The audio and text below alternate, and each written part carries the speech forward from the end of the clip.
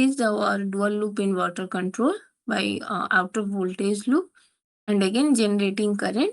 We are by this inner PI controller, we are generating switching pulses for these 4 switches using PWM. So this controller. Good morning, madam. Madam, one doubt is there, that is the protection and safety purpose. You are not talking about this. Protection. Yeah, I will come while demonstrating the hardware part. I will come to that. How we install, means how we design the snubber and all. I'll brief about that. Okay. So this is the inner control technique, like sliding mode control. The sliding mode design, first we should choose one reference that here in my case it is error signal, like the I am generating the reference current for battery.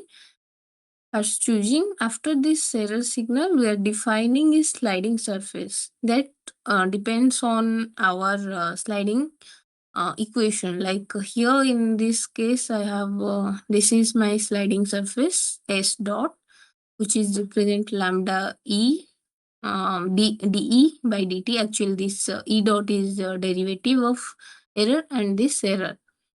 Lambda is some positive values, and here this VDC reference, like outer loop control, then it is the inner loop battery current control.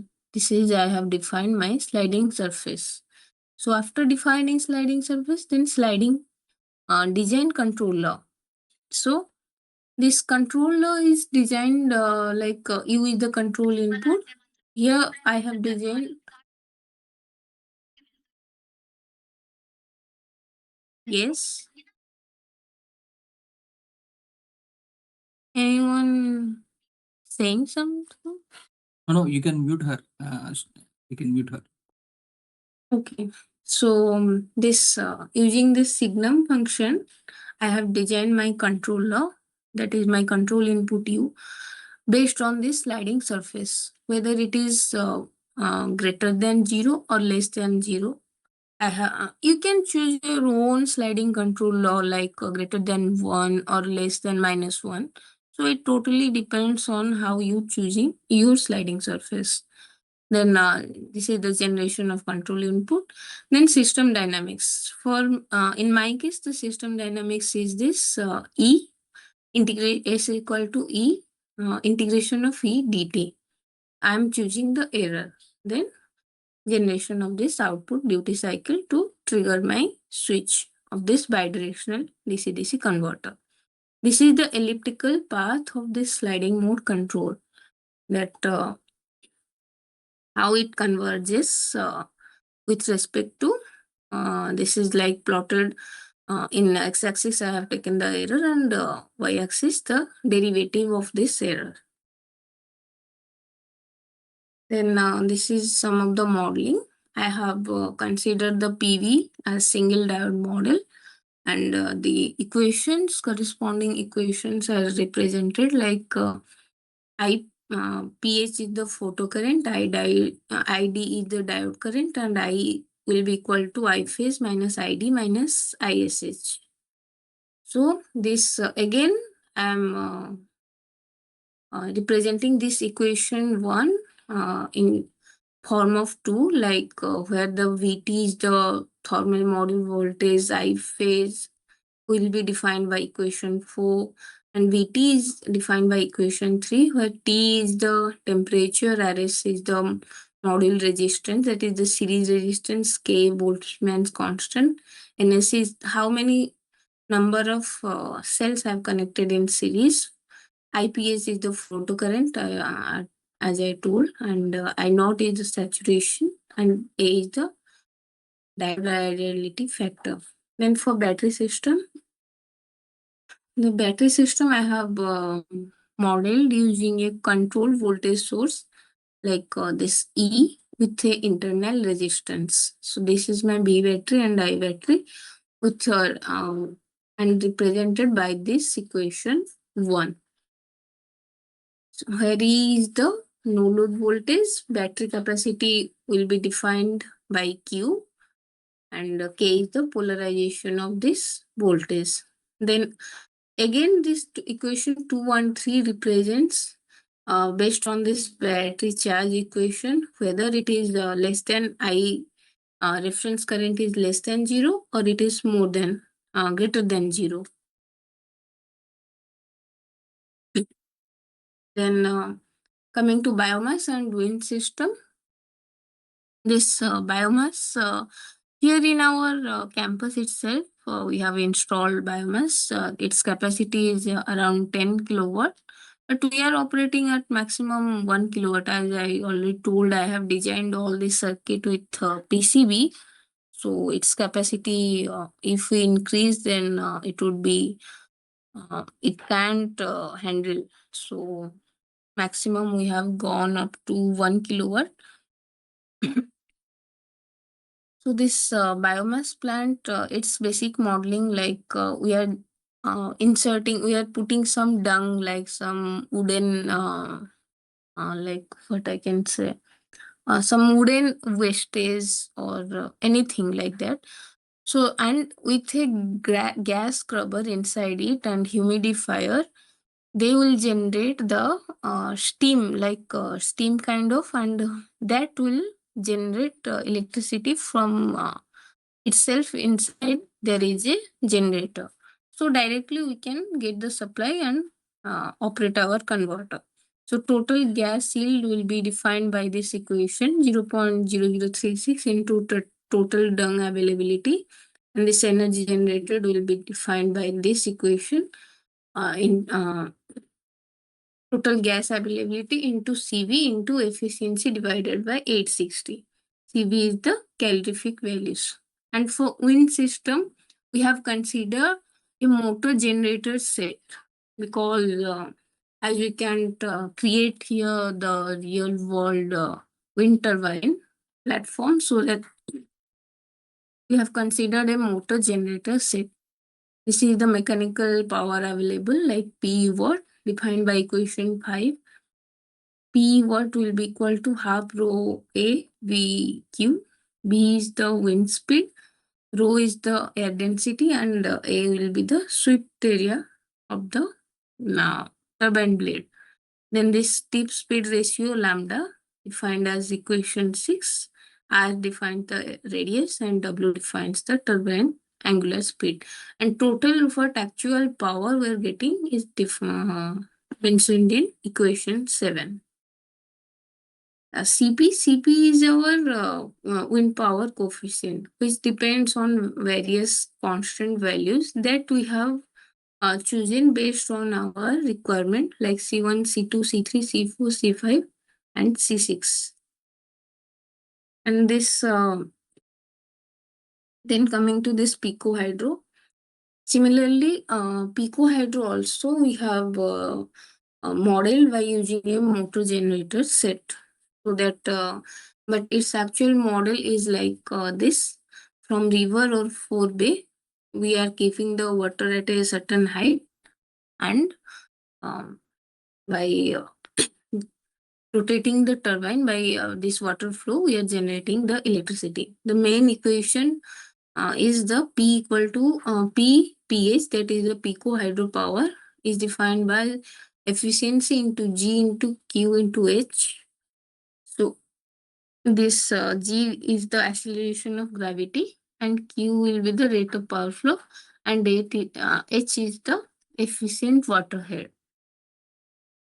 And this Q again will be defined as BBH, where B is the flow velocity, and B H are the breadth and height of, means this height of this our this modeling, this system. So now coming to forecasting of temperature and wind speed of using AI. So for artificial intelligence, we have considered here machine learning. In future, we are also planning for deep learning. And In machine learning, three types like supervised, unsupervised, and reinforcement. So we have considered here the supervised machine learning technique. The process begins from data collection. Like I have utilized 60 years of data for training the model and 20 years for testing the model. And organization data, as the data we can get from NREL, like this government website, or also there's many free sources available like National Renewable Energy Limited.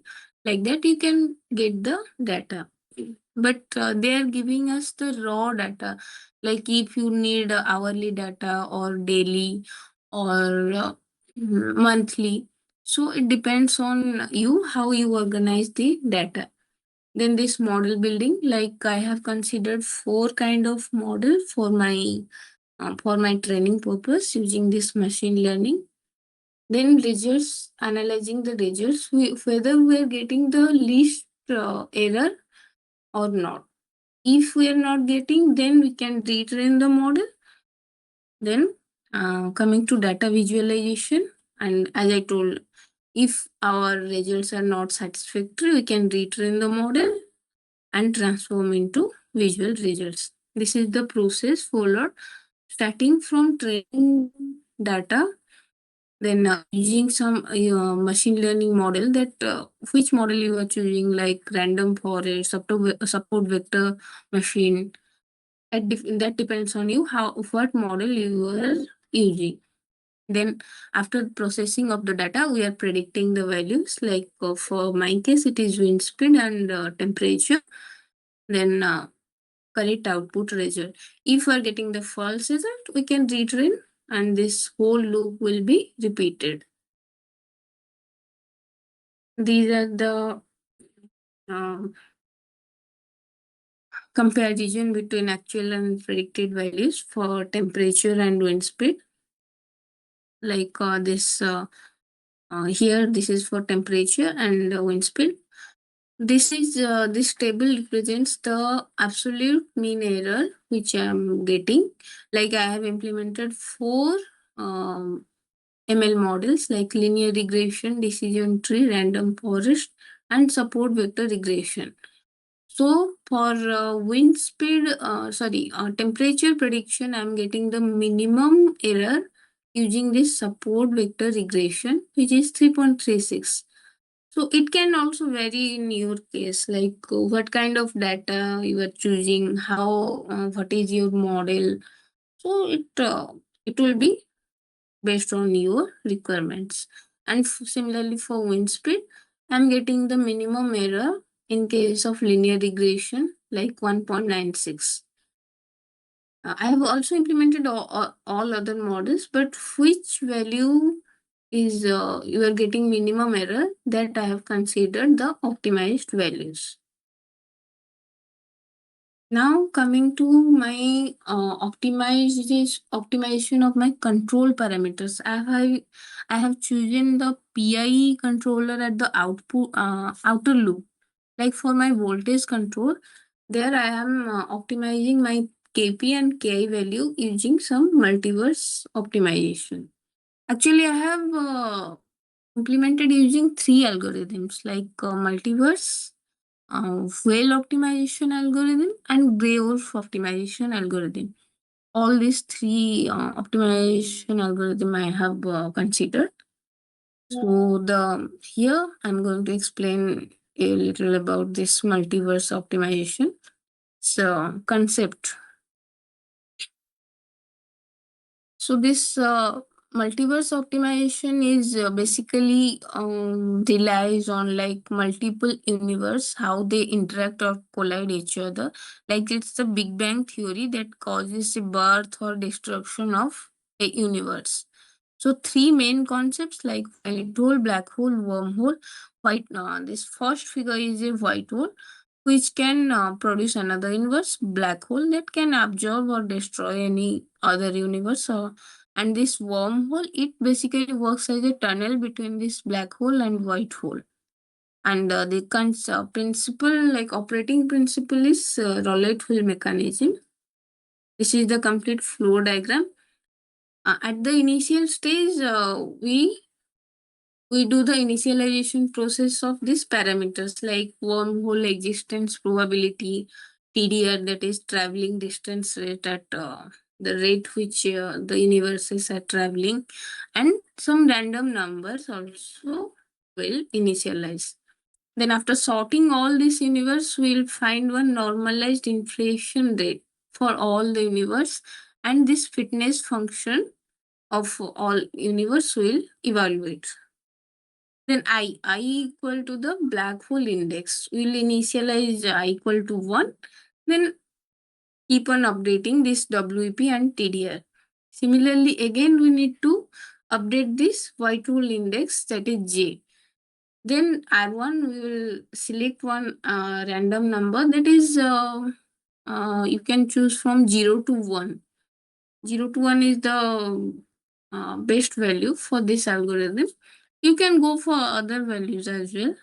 Then for random number, we'll see whether this random number 1, this is the R1, whether it is less than our normalized inflation rate for EY, means for a particular universe. Then using this roulette wheel mechanism, we are equating whether this black hole index is equal to the white hole index or not. Then again we are for more precise means value, we are taking another random number, that is the R2, and we'll check again this R2 is greater than less than our wormhole existence probability or not. Then we'll calculate this I of J, means this optimized universe.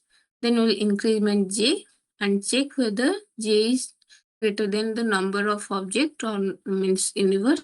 And similarly again for I, we'll check the similar case and we'll see whether our we are getting the best universe or optimized results or not, and we'll follow the same process again till we find our optimized results. It depends on how many iterations you are running for. The more number of iterations, the more number of means precise data you can get. So these are these functions, like U is the universe represented by this matrix, and this equation is represented by Xij, and based on this normalized inflation rates. Xkj represents the jth parameter of kth universe. Similarly, xji, jth parameter of ith universe. And this random value, as I mentioned, that it is good to be between 0 to 1. And I inflation rate of UI means ith universe inflation rate it represents. This is our xij, the function values. Like which depends on our traveling distance rate. We are considering two bounds, upper bound and lower bound. For more accurate, we are considering another random number, that is R4. And I'm taking two cases for this, like the random number 3 will be less than 0 or it will be greater than 0. So based on this two equation, the whole convergence process will repeat itself. Then this is the convergence curves I have got. As I told that 3 optimization algorithms I have implemented: Quell optimization, multiverse, and gray wolf. So these are the 3 curves for this all these this optimization algorithms. Here this blue one is for the multiverse optimization, which converges faster than the other two. Means I can say it is the for this case I have found this is the best curve for my project, that is convergence faster within you can see like 10 to 20 iterations it convergence. Whether this MBO and WA taking more time to converge. By implementing the code, I have getting this KP and KI values, and for MBO, as I've seen this, my results are the optimized results. So this KP value is 2.92361 and KI equal to 51.9771. Although I'm getting approximately same, but based on my curves, I'm considering this is my best results for my control parameters. Madam, sorry, madam. That is the madam. Yes. The optimize the value you are talking about. Optimize the value. That is your duty cycle. You have to optimize, or which parameter you have to optimize? This KP and KI values, like outer loop I have told, I'm comparing the voltage, means I need to maintain it at 48 volt. So for that I have implementing this PI controller. And this PI, KP and KI values, there are many ways now we can find this KP, KI values. But for my case, I have chosen this optimization algorithms. You can also do the MIMO modeling system, like multi-input, multi-output kind of matrix evaluation. That also you can do. But for my case, I have considered this algorithm optimization. No, you are talking about DC to DC converter. So I have doubt the PV system, MPPT for PV system you are connecting, and you are using this algorithm. Then which parameter No, you have to optimize? I'm not using this algorithm for PV system. I'm using Okay. for bidirectional DC-DC converter. Okay. Means that is connected to battery, and this battery controller is a dual loop control. So this outer loop part only I'm considering this KPKI values to optimize. So for that I have considered these algorithms. Any limitation is there? Yeah, it actually it's a time consuming process. You have to wait for 2-3 days so that it will get some means I have run till 250 iterations. For 250 iterations it took me around 3 days. So it is a bit time consuming. Okay. Because that all the algorithms, hybrid algorithms or individual algorithm will take some time to optimize. But specific limitation, anything is there? That's why I'm asking. Specific though, what I can say, their control Any sensitive to population size or any tuning the parameters like this, I want to get the information this, because the time consuming it is sure no problem, because you have to run this algorithm will take some time, no doubt. That is the computational time will take time, no problem. But any specific that is the parameter is required. This is the limitation of this algorithm. Yes. Actually, it depends on like which algorithm you have taken. Like previously, I was taking some PS algorithm, but some algorithms may be limited to local search, but not global search. So Yeah. it depends on algorithm. So you can do also hybridization. Like here, I have considered 3 individual. You can hybridize like WAO and MBO to get. You are not combining. That's why my question, because the hybrid is there means okay, but you're individual you are because considering. yes. Sir, If I you can found have boundary any, limits, sir. What madam want to say is boundary limits. You see, madam has mentioned upper boundary and lower boundary, no, sir. With that boundary limits, she is getting that exact way of defining. When you change your boundary limits, it will be varying. yes. That is the manually you have to select the boundary limit, sir. Yes. So that's why you can go for hybridization also. But for my case, I have defined, so I'm getting the values. Yeah, So because I thought that is the sensitive to the population size. It is the most limitation of this algorithm. That's why I'm thinking. yeah, also you can define, it's actually total depends on you, how you, what value you're choosing, how much iterations you are giving, what is the initial parameters. So it has many constraints. So based on that, Okay. you can. Okay, madam. Thank you, madam. Thank you. So this is the basic model that is consist of this battery with bidirectional PV with boost and this pico hydro with buck converter and biomass with rectification, that is diode bridge rectifiers with buck converters. So this is the power management algorithm. So the we have defined the algorithm based on our SOC percentage. Like we need to take care of the battery as well. So we have been considered the minimum SOC is 15% and the maximum SOC is 85%. So that our battery will not get charged or overcharged or over discharged. So we are defining this voltage values, and after sensing all these data like our temperature or speed or hydro output, we are sensing all this voltage and current data, and we are calculating whether how the power management is to be done. Like we have considered three modes of operation. So SPM, that is surplus power mode, LPM, lacking power mode, and BPM, that is balanced power mode.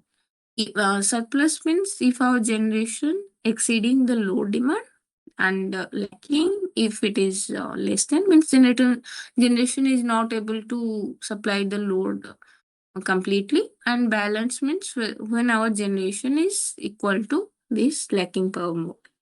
We are defining this algorithm in two steps. Like first we'll see the rate of change of power, then voltage.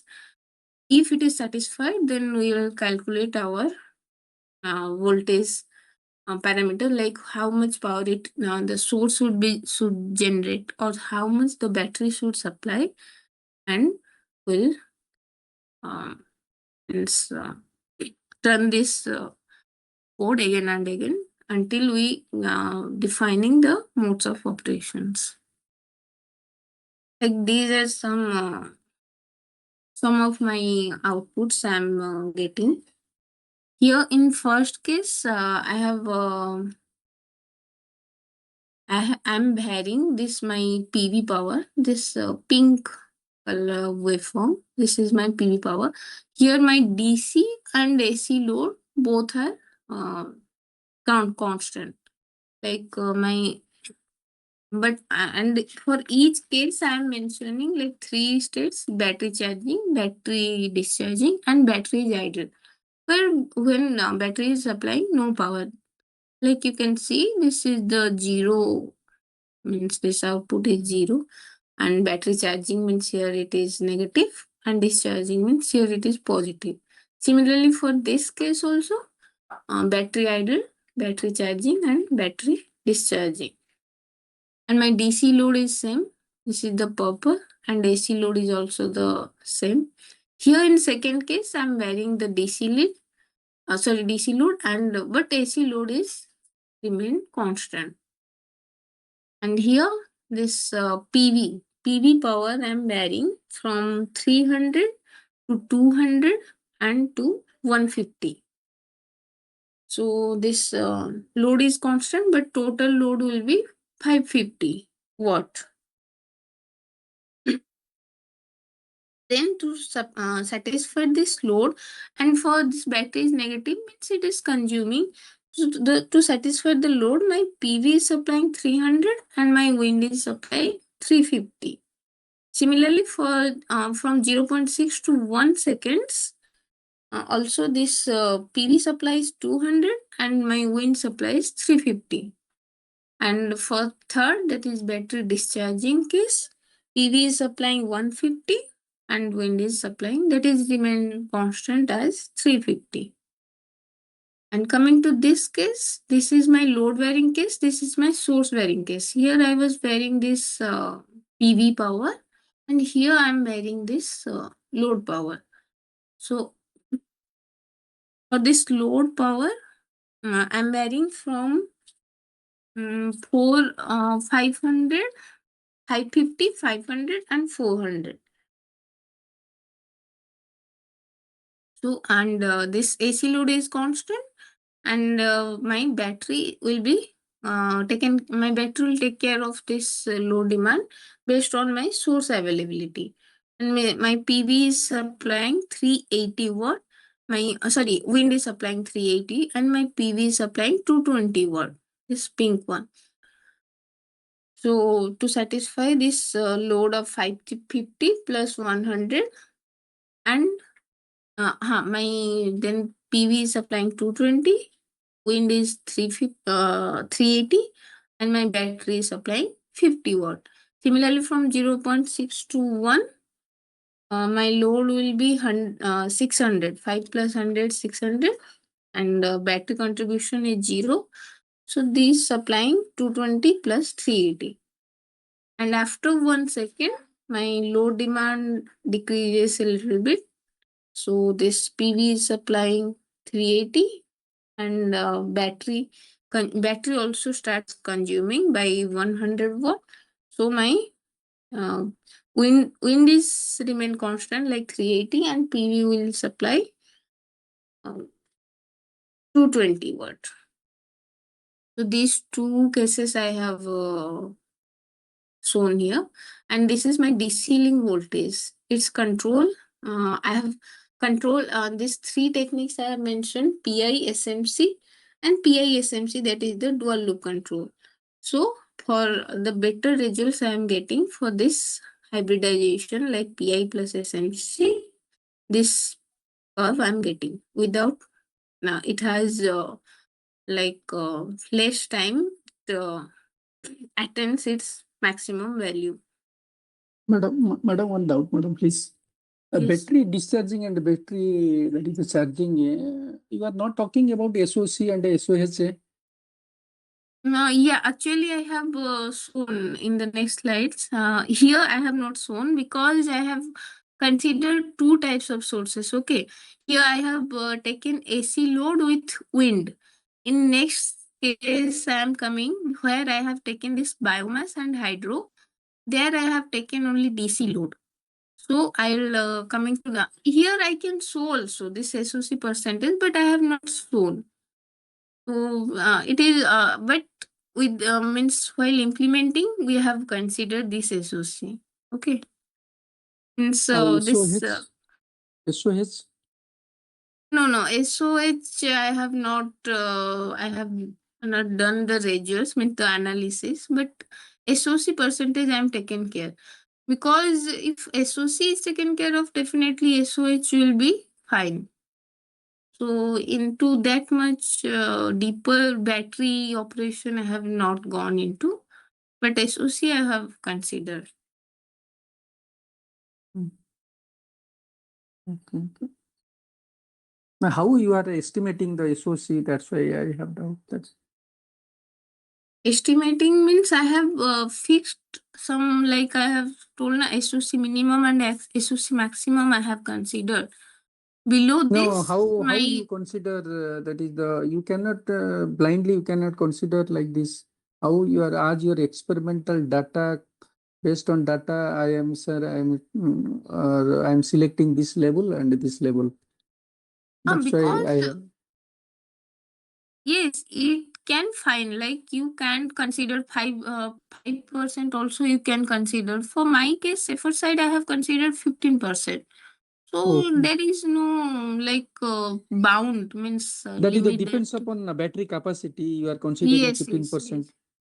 yes. Okay. That is the SOH you are not considering, madam. No. Because what I found that SOH will be definitely taken care of. Because if you are not overcharging or over discharging your battery, then its health will be regulated automatically. Mhm. So now I have considered this two more sources I have considered, like biomass and pico hydro. Here I have presented my SOC. As you can see, the SOC percentage of SOC. So here my load is variation in load, means my load is increasing from 5 kilowatt to 5.5 kilowatt. All the sources remain same, and this increase in load will be taken care of my storage, that is the battery, and this is the BDC DC link voltage, which is stabilized, and this is the SOC while charging and discharging operation. Sorry, in this case, it is yes, discharging and charging operation. Then variation in PV power. Here this my load is constant, my sources are constant. PV power varies, like from 1000 to 800, and again around 900. Similar, this surplus or amount of power generation will be taken care of this battery. Similarly, this is the DC voltage, and this is the SOC. As here my battery is not supplying any power during after 1 seconds, so this battery SOC is almost constant. Like here I am varying both PV power and load power, and here load is varying in 3 steps, like at 1.5 seconds, 1 seconds. Similar, my source, these two sources I have kept constant, and this PV also varying, and this battery will take care of this remaining powers.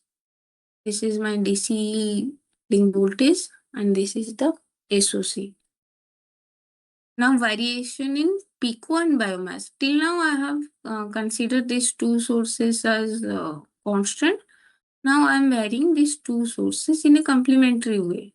Here my load is constant, my PV is constant, and this, if there is any fluctuation or change in load demand, that will be taken care of this battery. This DC link voltage is maintained, and this is my battery SOC. So now this is the specifications, like the ratings or controllers. Like we have chosen this DSP F28379D C2000 microcontrollers, voltage sensors, current sensors, IGBT models, that is one IGBT from Infineon, diode, driver circuit, core for inductor design, this bobbin, and heat sinks. All the specifications are mentioned. This is the complete header setup. Like we have wind battery, bidirectional, BDC, buck, inverter, this sensor circuit, this DC supply, RL load, and with our PC, this is our C2000 microcontroller.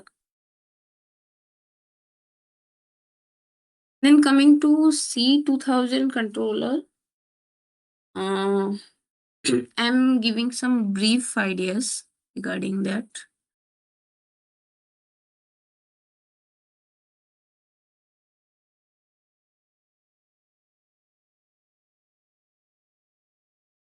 I hope my screen is visible.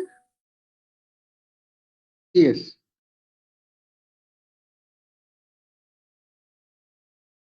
So this is a real-time microcontroller of C2000 family.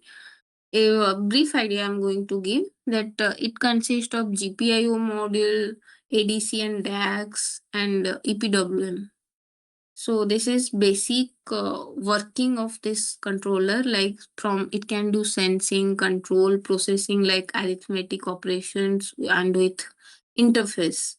So it's we have chosen preferred because of high accurate sensing. Like it can choose sense up to 12 or 16 bit and up to 24 channels are available, and high resolution. Its clock frequency is 200 megahertz, and it can give up to 32 outputs. So it is most highly reliable controller with this high performance processing like floating point, and it can optimize control arithmetic instruction as well, like up to 925 MIPS. It can also be communicated through all this integrated communication like CAN, UART, SPI, I2C communication, etc.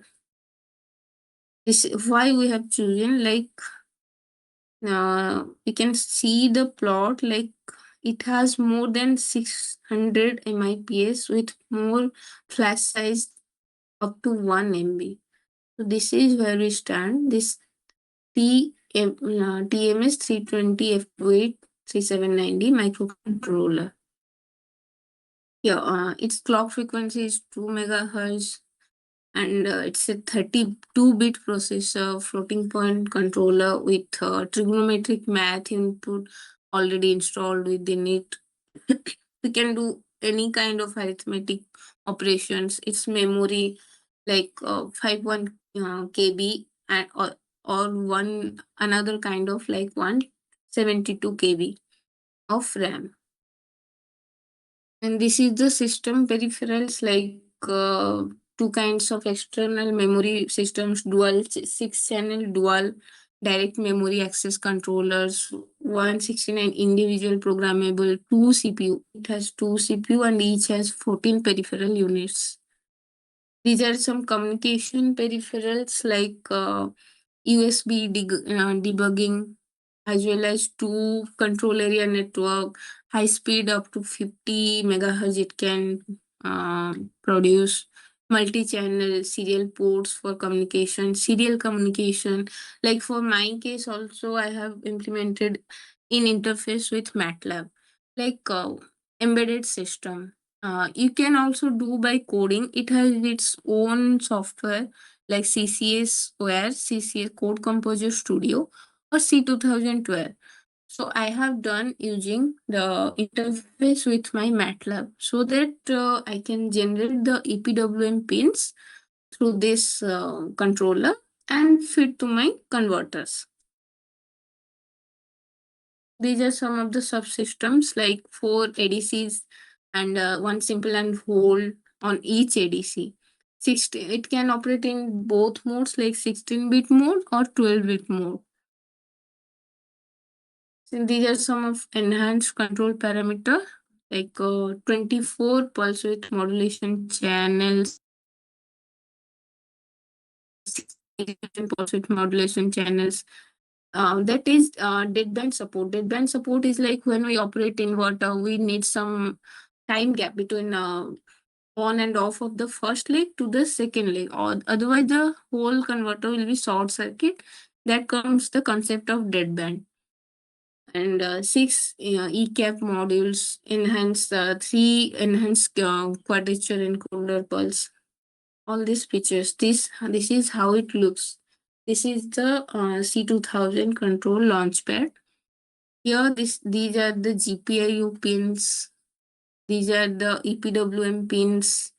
There are USB cable. It can we can supply it it can support up to 3 volts. This is the main processor. This is the CPU of this controllers. These are the jumper pins. All these jumper pins are like this is the ADC, J21 is the ADC, 1920 are the optional SMA pins. So these are all this pin configuration of this Texas built C2000 controller. This is this manual. It comes with this manual so that we can distinguish which are the ADC pins, DAC pins, or EPWM channels. according to based on our requirements, which pins we want to access. These are the pin configuration, and these are the corresponding GPIOs or ADCs. Here it is EPWMs. For our pulse generations, we need to access these EPWM pins. Similarly, it continue. These are on-chip modules. What it consists of? As I told, GPIO modules, that is general purpose input output, timer modules, EPWM, inbuilt ADCs and DACs, QEP modules, memory, and communication peripherals. The GPIO modules, these are multiplexed kind of modules, like input, whether we can use it as input or as well as output. So 169 EPIO modules. In each port, 16 bits are accessed through mux. So that is port A, that is consist of 32, port B, till port E, there are 32 pins, and port F that consists of 9 pins. These are now coming to MATLAB interfacing. Here, with MATLAB interfacing, we are getting this pulse generation. This is a CRO picture I have inserted. This is my pulse I'm generating with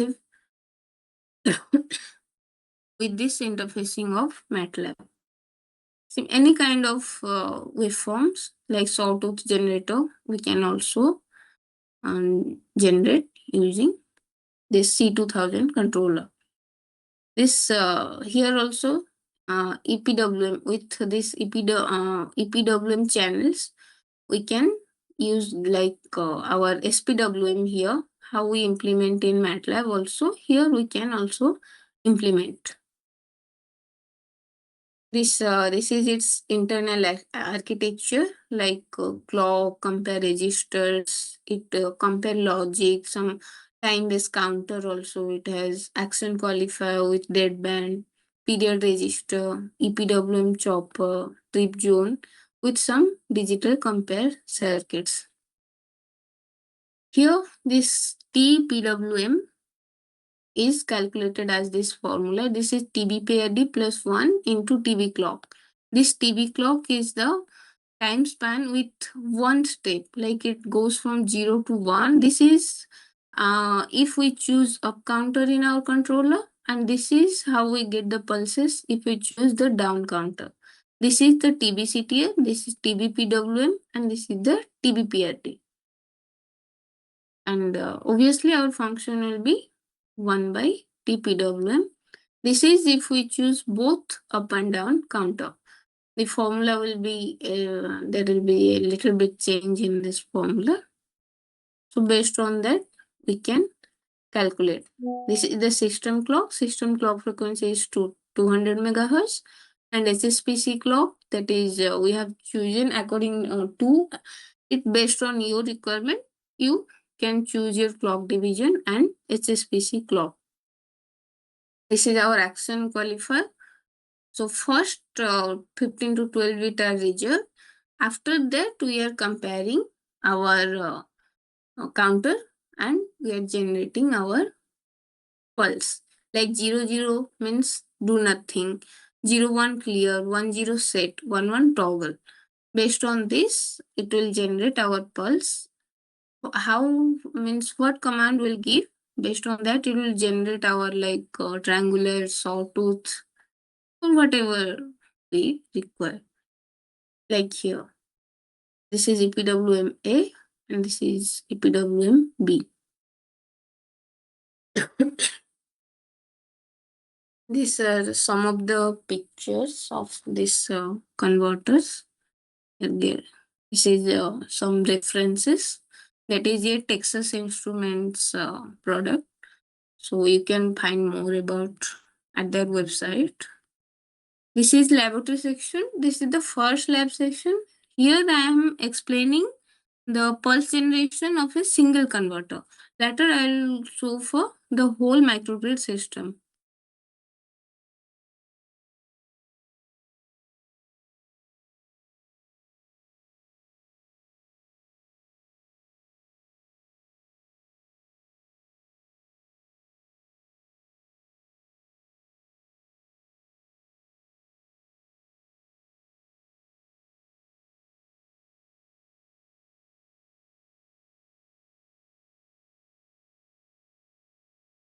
Excuse me, we can't hear.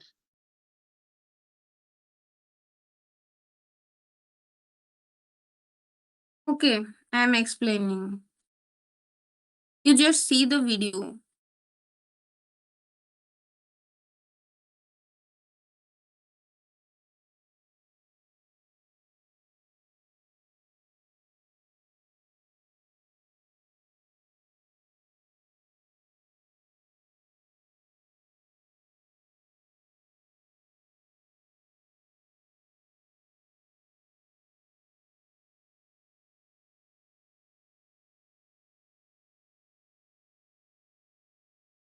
See, this is the buck converter, input supply, this is output supply.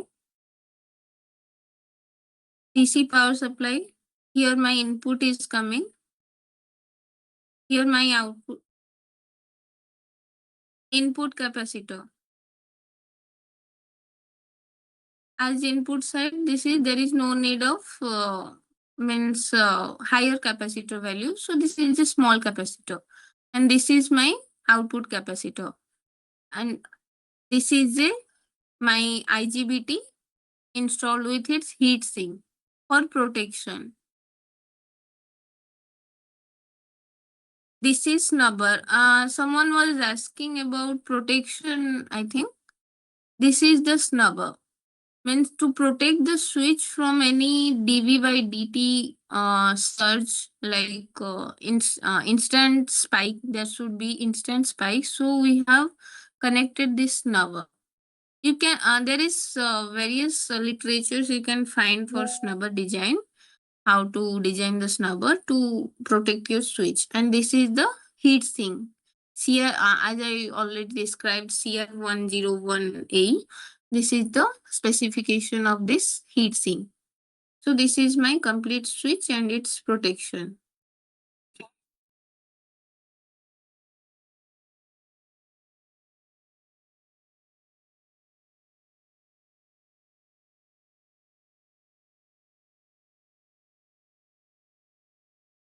This is my inductor. This is a ETD core and this white wire is the leach wire, which is very means it can protect from us any leakage current, and it is insulated outside. This is leach wire and this is my ETD core. We have designed inductor based on our required value. This is a 24 pin bobbin.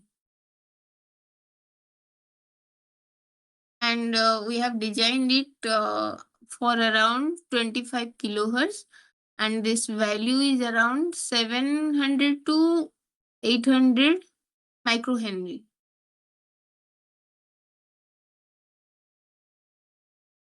This is output capacitance. It is large because there will be ripples at the output side, and this output is connected to this resistive load. Around 300 ohm rheostat we have connected. This is the driver circuit. This is the driver chip.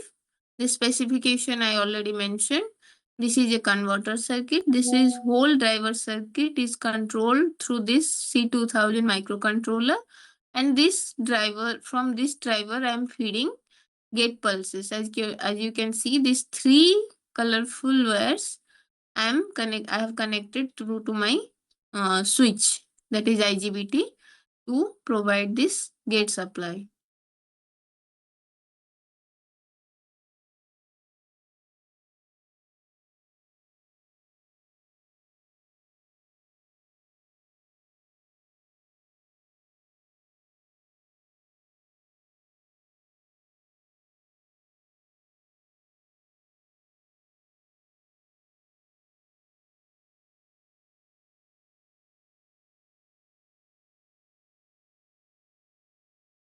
This is a SMPS. From this, we are giving supply to the driver, that is plus 5 volt.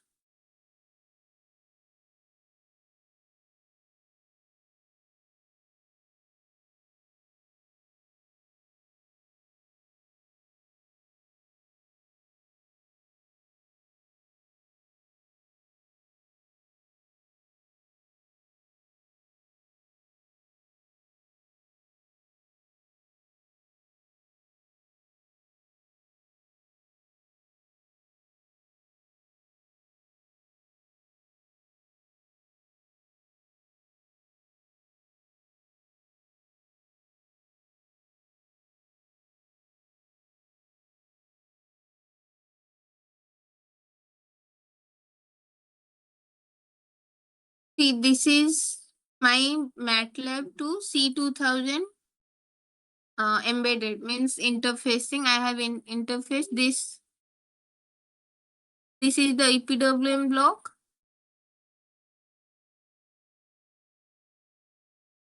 Here from EPWM 5, I am giving pulse, and this is the pin number 70.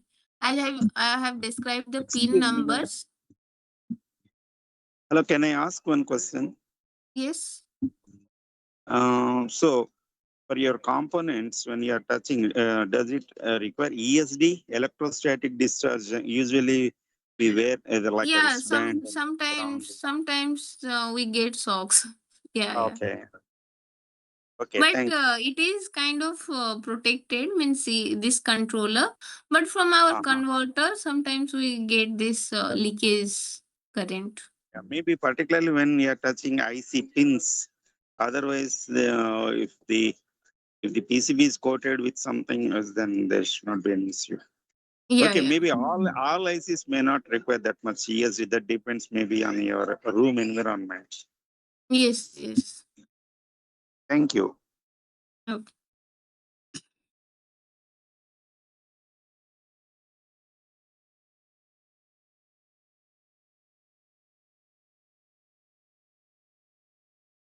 Now I'm giving supply. So you can see the pulses. These are the pulses I'm getting from this C2000 controller.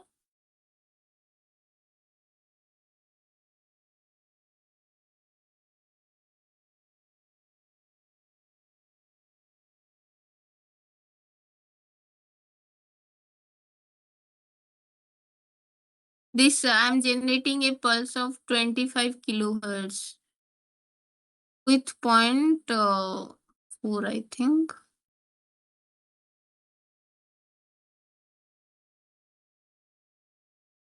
0.6 duty ratio.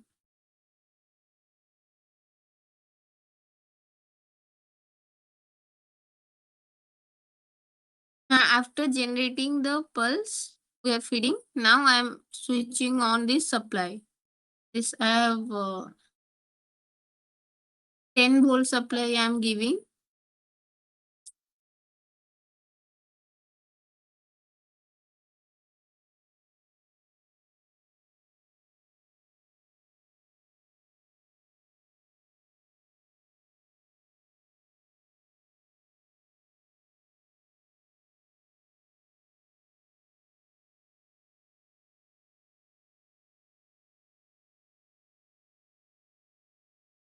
We are getting the pulse. We'll measure the output voltage now.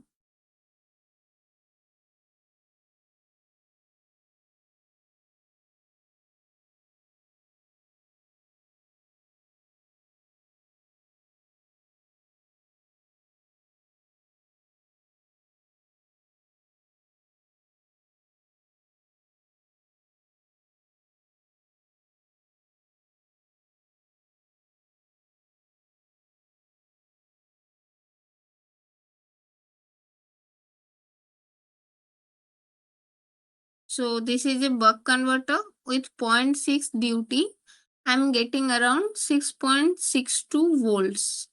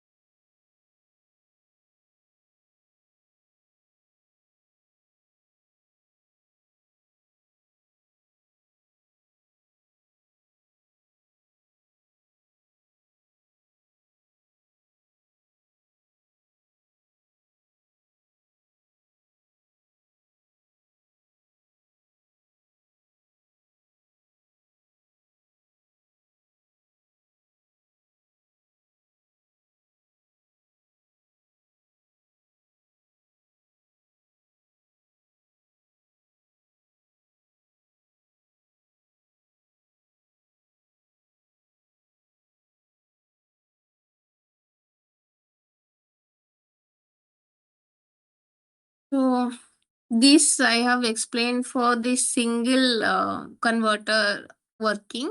Similarly, I'm uh, going back to share my screen and demonstrate about the whole uh, laboratory session. I hope my screen is visible. Yes. So this is my overall laboratory session.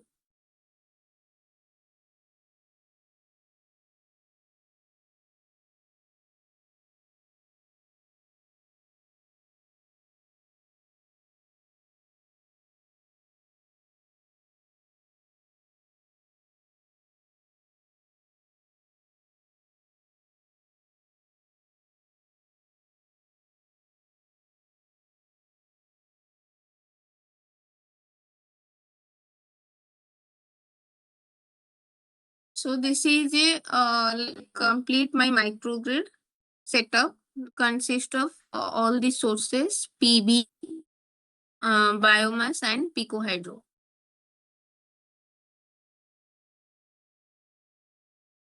This is the C2000 microcontroller.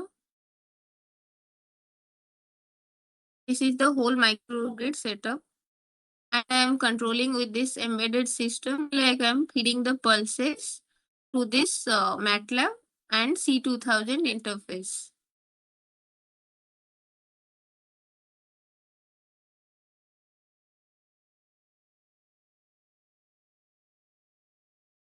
These are the 4 converters like buck. These are 2 buck, boost and bidirectional. This is PB, this is battery. This is the battery.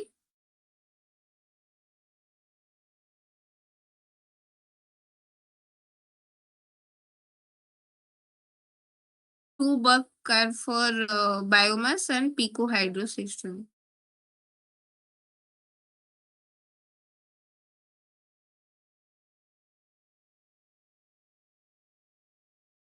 These two sources, from these two sources, I am giving supply to my drivers circuits.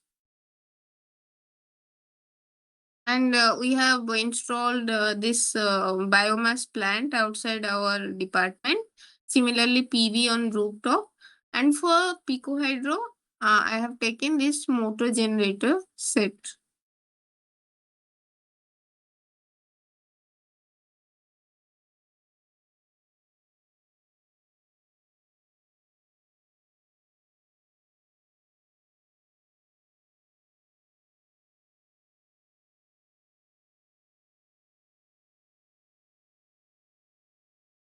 This is my driver circuit. And there to feed the driver pulses, means switching pulses to all these 4 converters.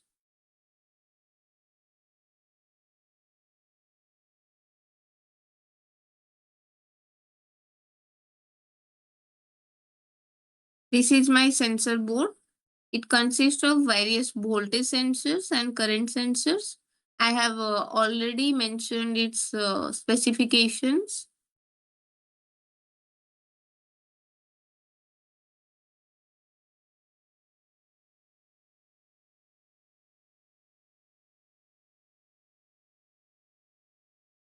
This is the inductor board designed for each of this converter. I have kept all the inductor in a single board for more convenient.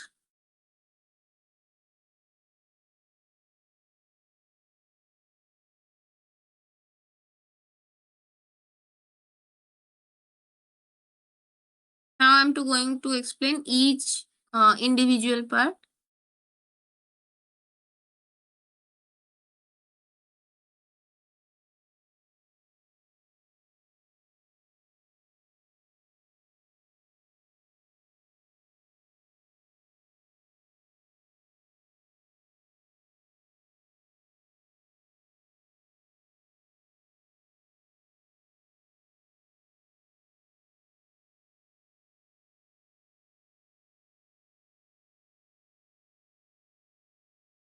This is the buck converter. This is the switch with heat sink.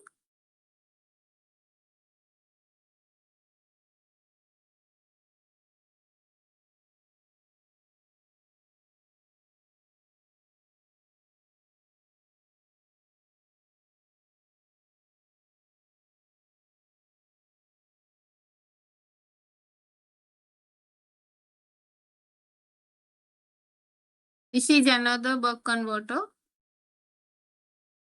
Heat sink, diode, input capacitor, output and input. This is the snubber circuit.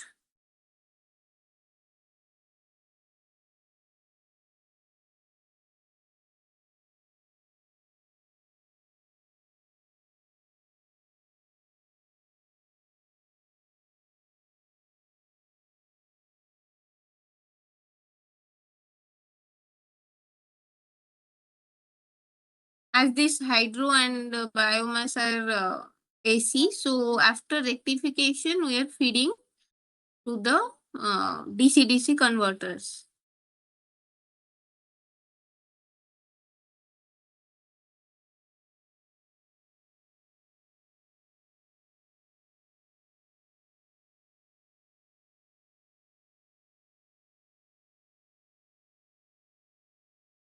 This is the boost converter for PV. This is IGBT. This is input capacitor, output capacitor with snubber and this diode.